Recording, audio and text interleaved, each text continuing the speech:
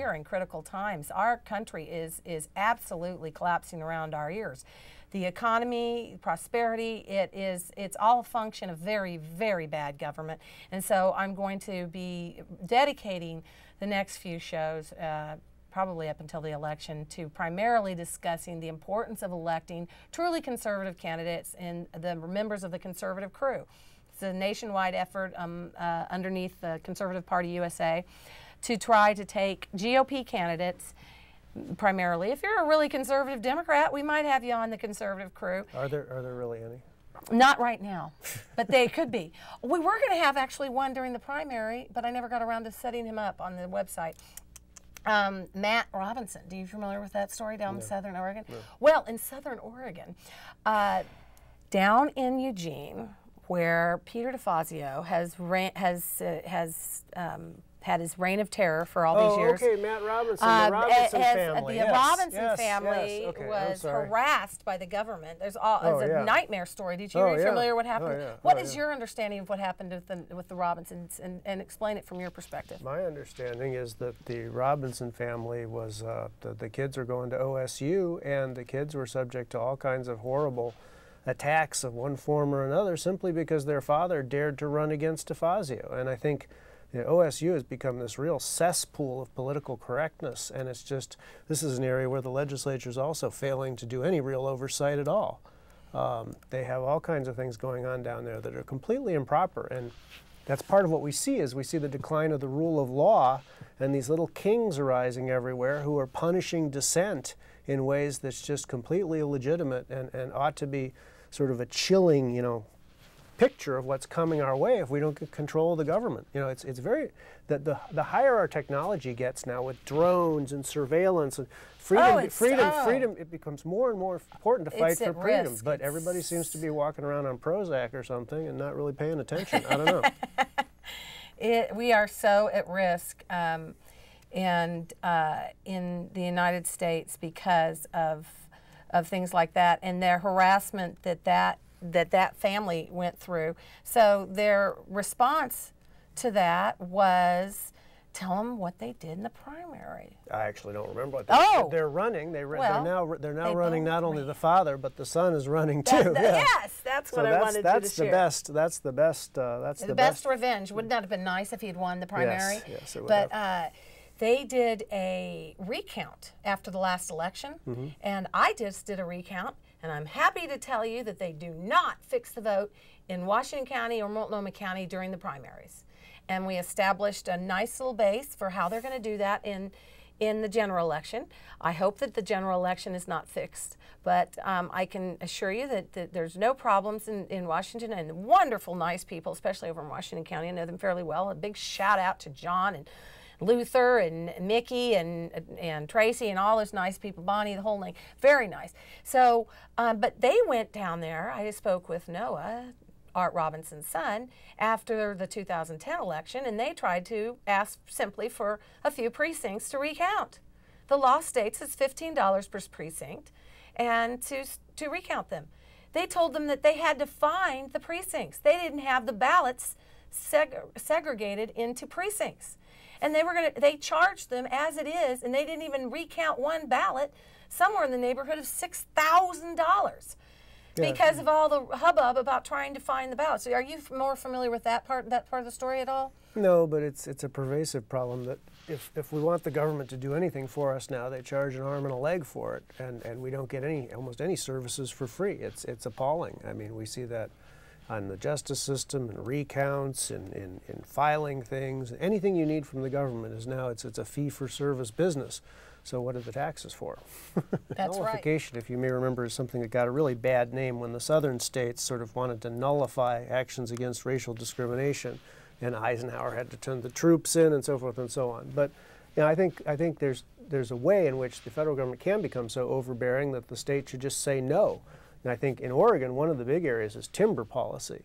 We have a federal government that is, in some sense, fundamentally insane.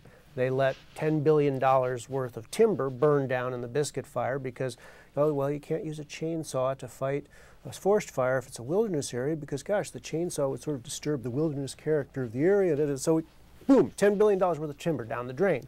And now we have vast forests that are full of disease and rotting, and they don't want to do anything about it. I'd like to see some counties in Oregon have the courage to pass some ordinance that says, we're going to go and we're going to cut down trees if you don't do it, and then provoke a fight with the federal government. You know, make them explain why we have to let all these trees rot and spread disease and make terrible fires and all that. I don't think they can do it. No, it's all about takeover, takeover, takeover. I mean, what percentage of the land mass west of the Mississippi is owned by the federal government? Oh, I think it's maybe more than half. I'm not sure. It's almost half of Oregon, and that was never intended. That was never the idea. There's a movement in Oregon headed by a guy named Mike DeBrasich out of Lebanon to take the land back, essentially. How legally, how do you? Well, Congress can give it back anytime they want, you know, and in theory, we in the states elect these people to Congress, and we could take the land back. Can you tell us the genesis of how they even commandeered all that land in the first place? What was the the genesis, of course, is the Louisiana Purchase. You know, Thomas Jefferson bought it, and then the federal government owned it, and for the first 100 years, it was homesteaded, or, you know, there were all these acts. You go out there, you work it, you add value, you get to keep the land. And that's been whittled away to the point where the whole purpose has been lost, and now it just sits there rotting when our economy is starving for resources and jobs, and we have all these resources just sitting there rotting away, literally. Oh my! Was there a time, do you know the history of it, when it went from the government being real open to you homesteading it, sure, you can have that, you've worked the land and now it's yours, to them sequestering the land and marking it off and making it into national forests and other things so that we could not access it? The decline is mostly post-World War II, that things really began to tighten up and you couldn't get anything. And it's true in the mining field, too. You know, Oregon is a very rich state. It's full of gold. It's full of all kinds of things. You know, last time we had a Great Depression, they would take a bus and they would put people in who had no money, and they'd take them out to the creek and they'd say, pan some gold. You know, and now it's, no, we can't have any gold mining. We can't let anybody near the forests. We can't let anybody near the streams. You know, and if you had a mining claim, you used to be able to patent it and then get ownership of the land by running a mine. Nope, Clinton got rid of that, and Congress went along with it. And so, what was their justification for wanting to do that?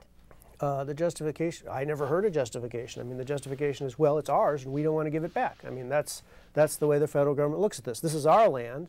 And, you know, we'd like to sit around and make $100,000 a year and write reports about owls and things. And if it burns to the ground, that's great. That'll give us a novel opportunity to study an ecosystem that has fire effects and da-da-da. I mean, you know, it's why are they trying to make us less prosperous country? I don't know. I mean, well, if you're one of these real, you know, pod people from the planet Gore, you think that the Earth is in danger of imminent collapse because there's too many people, and we must reduce the population, and we must reduce the impact. And so, you know, it's the end justifies the means. They'll do whatever they can to destroy the economy because deindustrialization is the plan. We have to bring down the United States to the level of the world average and burn less stuff and make less stuff. And, you know, there are people for whom that is their goal, and unfortunately, like scum in the milker, they rise to the top, and the UN is infested with them, and Agenda 21 and all this stuff is they're out there like termites, constantly working. Yes, they read Agenda 21 and see what you think. But it seems as though they have you're familiar with eugenics, right? Mm-hmm. What is your understanding of eugenics?